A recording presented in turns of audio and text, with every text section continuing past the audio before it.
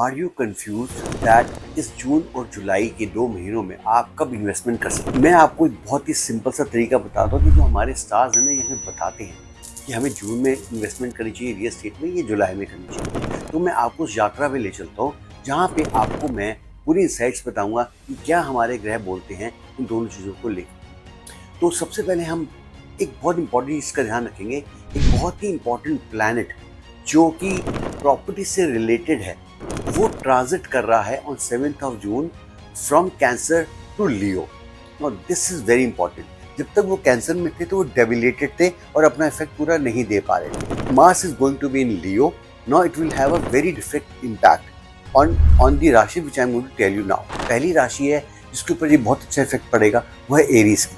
दूसरा है आपका जो अच्छा इफेक्ट पड़ेगा वो है सैजिटेरियस, और तीसरा जो है वो लियो। तो ये 3 राशि वाले, ये 3 लग्न वाले जो हैं प्रॉपर्टी में इन्वेस्टमेंट कर सकते हैं and they can have a good return on their investments. So now अब ये आती है बात कि कौन सी राशि के लिए नहीं कर सकते। बट इससे पहले हम एक और नई चीज़ पे जाना चाहेंगे कि अब जो है हमें ये बात पता होनी चाहिए कि सैटर्न जो है, जो किसी में मीन राशि में बैठे हुए हैं, वो जो है रेट्रोग्रेड हो जाएंगे बाय 30th of June। तो इसका इफेक्ट अब 15 दिन पहले से आना शुरू हो जाता है। तो मैं ये मान के चलता हूँ 15 जून से जो इफेक्ट होगा retrograde of Saturn will be there.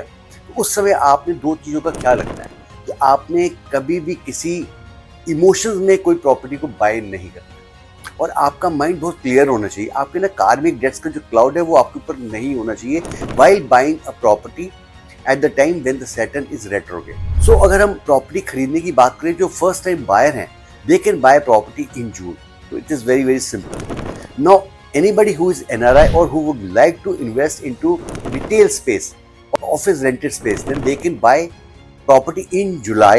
But उनको इस चीज़ का ध्यान रखना पड़ेगा कि इमोशनली कोई भी प्रॉपर्टी खरीदने में, डिसीजन में अपने आप को इन्वॉल्व ना करें। So I think I am very clear on the June and July prediction.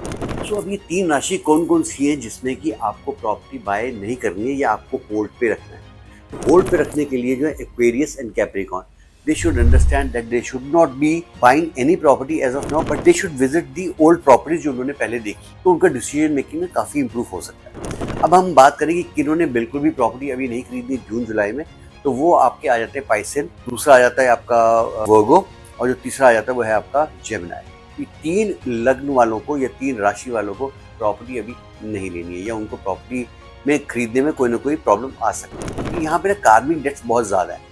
We need to understand कि हमारा शनि रेट्रोग्रेड होने से ना इन तीनों राशियों पे कहीं ना कहीं 7वें 8वें घर में इम्पैक्ट पड़ रहा है। That is the reason we should avoid buying property in these rashis, जिनका लग्न ही है, जिनका राशि है।